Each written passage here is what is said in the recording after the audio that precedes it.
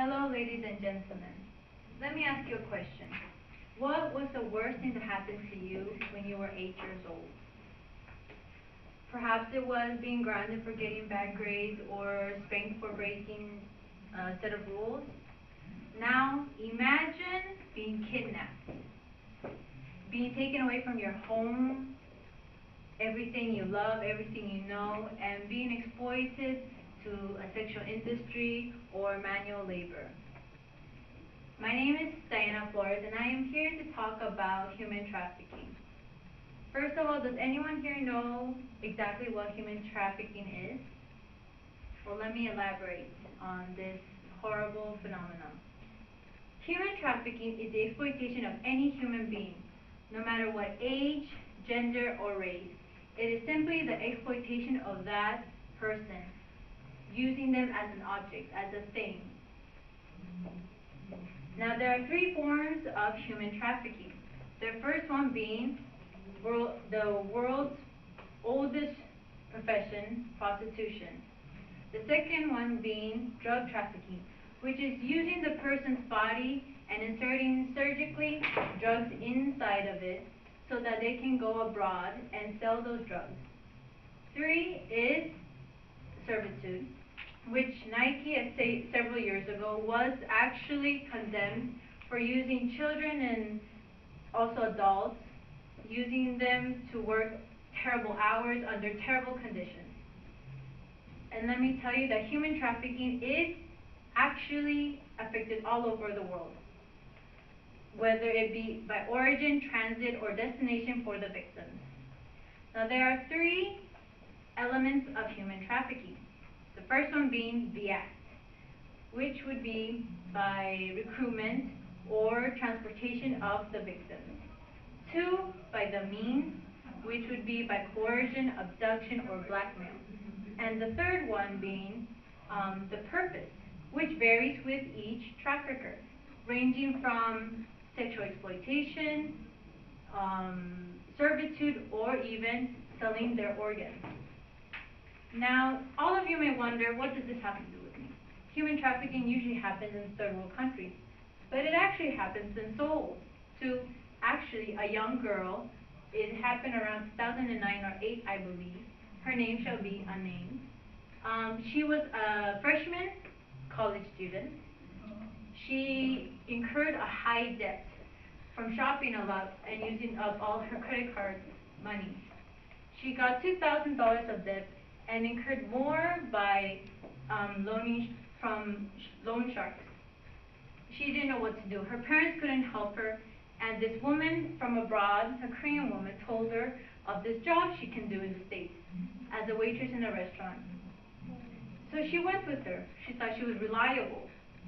By the time she got there, the woman told her that she had incurred another debt for the transportation. That added up to more money, in total about $22,000. In the end, she had to work in brothels, sleeping with 25 men a day. 25 men. That is terrible.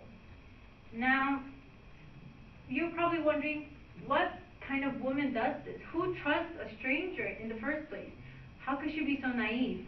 Well, like they say, desperate times calls for desperate measures. And because of this is why human trafficking is prevalent. CNN said that human trafficking is the third most criminal industry in the world. It's the third largest criminal industry in the world. Can you imagine? Third largest, behind armed forces and drug trafficking. Now, you're probably wondering, what is the major root cause of this? And that is lack of decent work. Many people go abroad incurring high debt from the transportation and becoming victims to traffickers. And the second one being lack of education. Lack of education especially happens to young children and teenagers, and they become into the sexual industry. CNN also reported that 27 million people are being trafficked in a year. 27 million victims, can you imagine? And that this industry is earning $32 billion a year. That's a lot of money that's being gained from these people, used as objects, mere objects. Human trafficking is not a joke, people. Actually, the UN of International Labor Organization has said that out of the 27 million people, half of them are from Asia and the Pacific.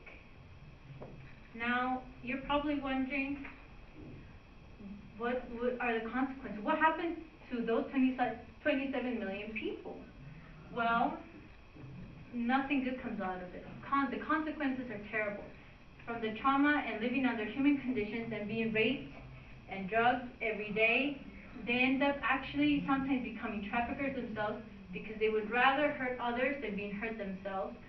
Two, they end up in jail because the police catches them and do not realize they're actually victims.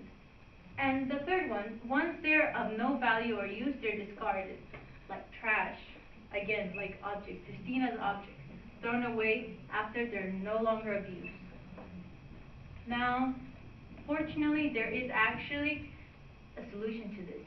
The United Nations Office of Crime and Drugs has made a 3-step protocol. The first one being the prevention of human trafficking. The prevention is educating people. Like English notable philosopher Sir Francis Bacon once said, knowledge is power, which is true. Knowledge is power, which is why we're here. And with this knowledge, people will become more knowledgeable about human trafficking. They will not become victims to these traffickers. They will gain at least technical work and not seek work abroad that might be dangerous. Two is the protection of these victims. The UN is trying to build more shelters for these victims to go to ask for help, to seek counseling. And the third one is prosecution. And the prosecution of the traffickers is very low nowadays. They only get a slap on the wrist, 1 year to 5 years in jail, and then they go out and do it again. So the UN is trying to implement a policy for them to stay in jail and not even go out so that they won't do this again. Thankfully, because of this protocol, many countries are actually getting better. Now, as you may all know now, I hope by the time you leave here, you'll be more aware of this and want to do something about it. If you do want to do something about it, raise awareness in your community, in your college, or in your family.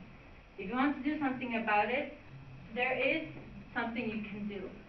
Go to change.org and you can make a campaign in your university or your community, or in your phone you can add an app. There is an app actually where you can gain daily information about what is being done in human trafficking. It's called Call Plus Response Mobilization.